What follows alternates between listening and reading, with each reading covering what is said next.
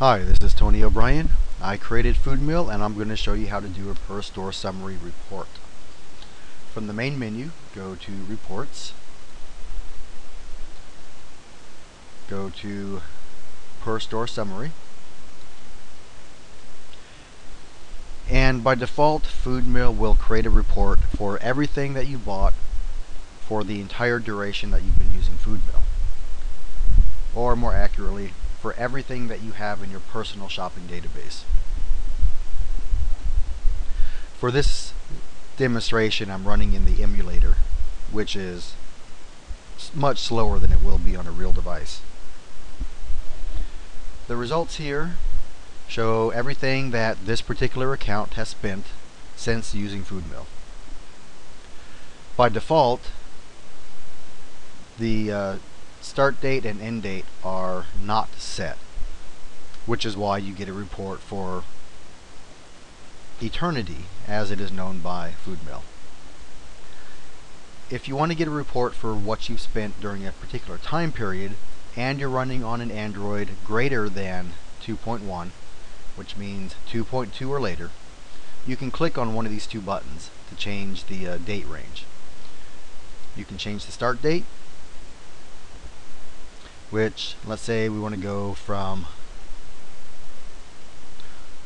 let's say October 30th, 2011. And by the way, the reason that there is no change start date or change end date on version 2.1 or earlier is that Android did not provide a date choosing interface prior to version 2.2.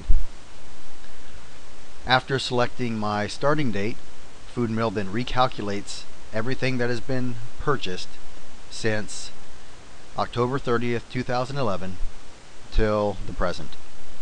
And notice that the date in here is in the international date standard. I haven't Americanized it, and I do that on purpose. I do that partly to get you used to using this date, because when you do reports, when you're viewing reports, that is, it is much easier to see date changes when the date's in this format. The Americanized format of month, day, year is just really hard for the human mind to read when it's in a list.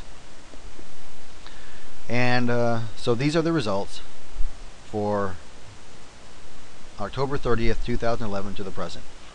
Notice that FoodMill only shows you the stores that have items that were purchased between this date range. That's to make it clearer, less clutter on screen. So say I wanted to change the end date, and I wanted to see everything that I've bought only from October 30th, 2011 through, let's say, November 30th, 2011. This date here will default to whatever the current date is. I'm doing this demonstration on September 30th, 2012, but this database I have in my emulator only goes up through sometime before then. So select the ending date, FoodMill recalculates, and once again only shows me the stores that have purchases within that date range.